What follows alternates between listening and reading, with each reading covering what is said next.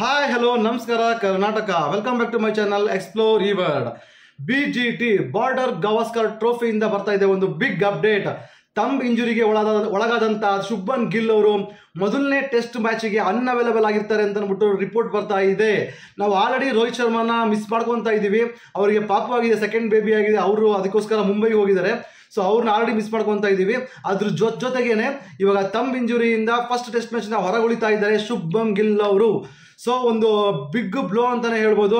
ಅವ್ರು ತುಂಬಾ ಚೆನ್ನಾಗಿ ಪರ್ಫಾರ್ಮೆನ್ಸ್ ಮಾಡೋ ಒಂದು ವ್ಯಕ್ತಿ ಆ ಟೆಸ್ಟ್ ಸೀರೀಸ್ ನಲ್ಲೆಲ್ಲ ಒಳ್ಳೆ ಒಂದು ರೆಕಾರ್ಡ್ ಕೂಡ ಇದೆ. ಸೊ ಅವ್ರನ್ನ ಮಿಸ್ ಮಾಡ್ಕೊತಾ ಇದ್ವಿ. ಇನ್ನೊಂದು ಖುಷಿ ಪಡೋ ವಿಚಾರ ಏನು ಅಂತ ಹೇಳಿದ್ರೆ KL ರಾಹುಲ್ ಮತ್ತೆ ಪ್ರಾಕ್ಟೀಸಿಗೆ ಬಂದಿದ್ದಾರೆ.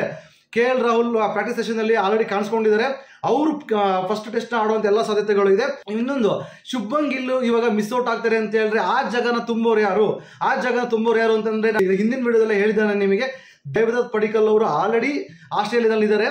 ಇಂಡಿಯಾ ಹೇಗೆ ಆಡ್ತಾ ಇದ್ರು ಅಂತ ಅಂದ್ಬಿಟ್ಟು ಮೇನ್ ಸ್ಕ್ವಾಡ್ ಕೂಡ ಇದ್ರು ಅಂತ ಅಂದ್ಬಿಟ್ಟು ಒಂದು ರಿಪೋರ್ಟ್ ಇತ್ತು.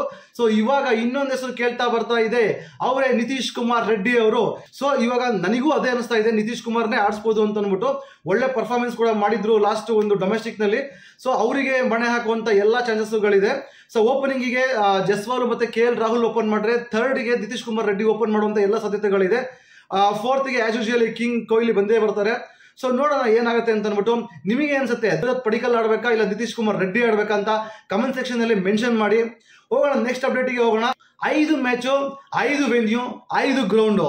ಈ ಎಲ್ಲ ಮ್ಯಾಚಸ್ಗಳು ಎಲ್ಲೆಲ್ಲಿ ನಡೀತಾ ಇದೆ, ಅದ್ರದ್ದು ಸ್ಟೇಟ್ಸ್ ಏನ್ ಹೇಳ್ತಾ ಇದೆ, ಆಸ್ಟ್ರೇಲಿಯಾ ಪರವಾಗಿದೆಯಾ ಆಸ್ಟ್ರೇಲಿಯಾ ವಿರುದ್ಧವಾಗಿದೆಯಾ. ನಾರ್ಮಲ್ ಆಗಿ 2018-19 ನಾವು ಒಂದು ರೆಕಾರ್ಡ್ ನ ತೆಗಿತಾ ಬಂತು ಅಂತ ಹೇಳಿದ್ರೆ ಫಸ್ಟ್ ನಡೀತಾ ಇರೋದು ಪರ್ತಲ್ಲಿ ನಡೀತಾ ಇದೆ.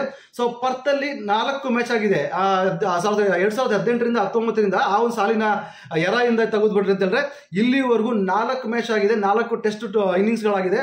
ಸೊ ಅದರಲ್ಲಿ 4ಕ್ಕೆ 4 ಸಹ ಆಸ್ಟ್ರೇಲಿಯಾ ಗೆದ್ದಿದೆ. ತುಂಬಾ ಅಡ್ವಾಂಟೇಜ್ ಇದೆ ಅವರಿಗೆ ಆ ಒಂದು ಗ್ರೌಂಡ್ ಅಲ್ಲಿ.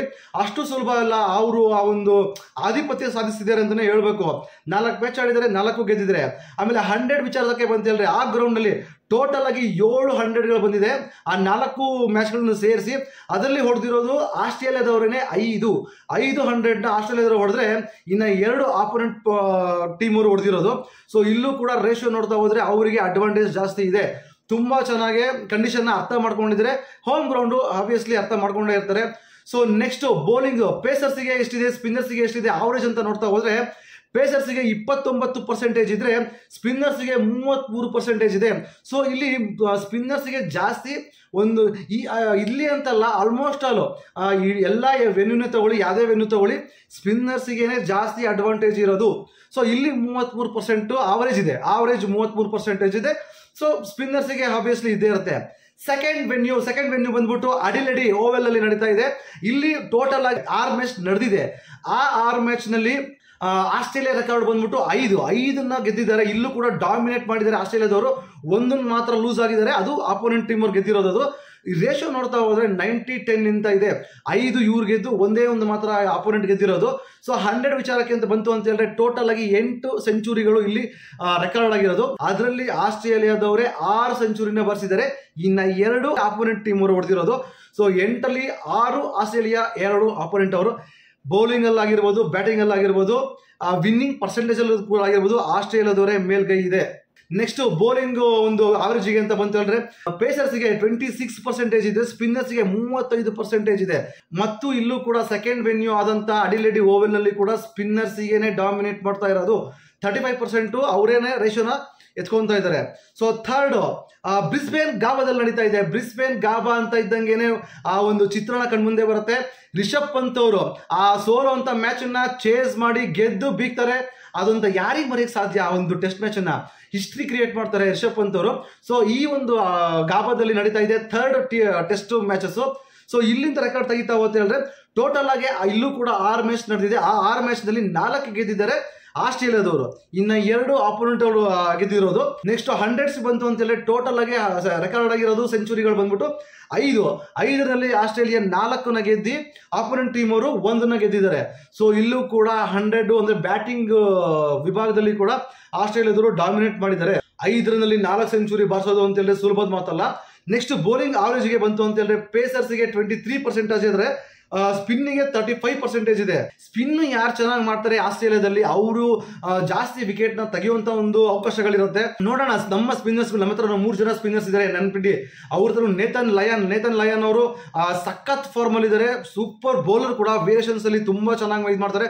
ಅವ್ರದ್ದು ಒಂದು ಸ್ಟಾಟ್ಸ್ ಇದೆ, ಅವ್ರದ್ದು ಒಂದು ಇದು ಇದೆ, ಅದನ್ನ ಎಕ್ಸ್ಕ್ಲೂಸಿವ್ ಆಗಿ ಬೇರೆ ವಿಡಿಯೋದಲ್ಲಿ ತಗೊಂಡ್ಬರ್ತೀನಿ ನಾನು, ಅವರು ಡಾಮಿನೇಟ್ ಮಾಡೋದು ಹೇಗೆ ಆಸ್ಟ್ರೇಲಿಯಾದಲ್ಲಿ ಅಂತ ಅಂದ್ಬಿಟ್ಟು. ಸೊ ನೆಕ್ಸ್ಟ್ ಬಂದ್ಬಿಟ್ಟು 4th Melbourne cricket ground MCG, king Kohli ಅವರ ಸೆಕೆಂಡ್ ಹೋಮ್ ಗ್ರೌಂಡ್ ಅಂತಾನೆ ಹೇಳ್ಬೋದು. ಇಲ್ಲಿ ಏನೇನು ರೆಕಾರ್ಡ್ ಆಗಿದೆ ಅಂತ ಹೇಳಿದ್ರೆ ಟೋಟಲ್ ಆಗಿ ಇಲ್ಲಿ ಕೂಡ 6 ಮ್ಯಾಚ್ ಆಗಿದೆ. ಅದರಲ್ಲಿ 4ನ ಗೆದ್ದಿದ್ದಾರೆ ಆಸ್ಟ್ರೇಲಿಯಾದವರು, 2 ಆಪೋನೆಂಟ್ ಅವ್ರು ಗೆದ್ದಿದ್ದಾರೆ. ಇಲ್ಲೂ ಕೂಡ ಮೇಲ್ಗೈ ಸಾಧಿಸಿರೋದು ಆಸ್ಟ್ರೇಲಿಯಾದವರೇನೆ. ನೆಕ್ಸ್ಟ್ 100 ಸೆಂಚುರಿ ಎಷ್ಟು ರೆಕಾರ್ಡ್ ಆಗಿದೆ ಅಂತ ಹೇಳಿದ್ರೆ ಇಲ್ಲಿ 6 ಸೆಂಚುರಿಗಳ ರೆಕಾರ್ಡ್ ಆಗಿದೆ. ಅದರಲ್ಲಿ 3 ಆಸ್ಟ್ರೇಲಿಯಾದವರು ಹೊಡೆದ್ರೆ 3 ಆಪೋನೆಂಟ್ ಅವರು ಹೊಡೆದಿದ್ದಾರೆ. ಸೊ ಇದ್ರಲ್ಲಿ ನೋಡ್ತಾ ಹೋದ್ರೆ ಈಕ್ವಲ್ ಆಗೇನೆ ಇದೆ ಈ ಒಂದು ಮೆಲ್ಬರ್ನ್ ಪಿಚ್ಚು. ಎಲ್ಲರಿಗೂ ಕಂಡೀಷನ್ ಚೆನ್ನಾಗಿದೆ ಅಂದ್ರೆ ಈ ಒಂದು ಸೆಂಚುರಿ ನೋಡ್ಬಿಟ್ಟೇನೆ ಹೇಳಕ್ಕಾಗಲ್ಲ. ಬಟ್ ಹೌದು, ಅಪೋನೆಂಟ್ ಅವರು ಹೊಡೆದಿದ್ದಾರೆ 3 ಅಂತ ಹೇಳಿದ್ರೆ ಅವರು ಕೂಡ 3 ಹೊಡೆದಿದ್ದಾರೆ. ನೆಕ್ಸ್ಟ್ ಬೌಲಿಂಗ್ ಅವರೇಜ್ಗೆ ಬಂತು ಅಂತ ಹೇಳಿದ್ರೆ ಇಲ್ಲಿ ಪೇಸರ್ಸ್ಗೆ 24% ಆದ್ರೆ ಸ್ಪಿನ್ನರ್ಸ್ಗೆ 35% ಇದೆ. ಸೊ ಇಲ್ಲೂ ಕೂಡ ಯಾರು ಸ್ಪಿನ್ನರ್ಸ್ಗೆ ಡಾಮಿನೇಟ್ ಮಾಡಿರೋದು. Next 5th Sydney cricket ground SCG, ಸಿಡ್ನಿಯಲ್ಲಿ last cricket 5th test match ನಡೆಯುತ್ತೆ. ಇಲ್ಲೂ ಕೂಡ 6 ಮ್ಯಾಚ್ ನಡೆದಿದೆ. ಆಸ್ಟ್ರೇಲಿಯಾ ರೆಕಾರ್ಡ್ ಬಂದ್ಬಿಟ್ಟು 2, ಇನ್ನು ಮಿಕ್ಕಿದ 4 ಎಲ್ಲಾನು ಕೂಡ ಡ್ರಾ ಆಗಿದೆ.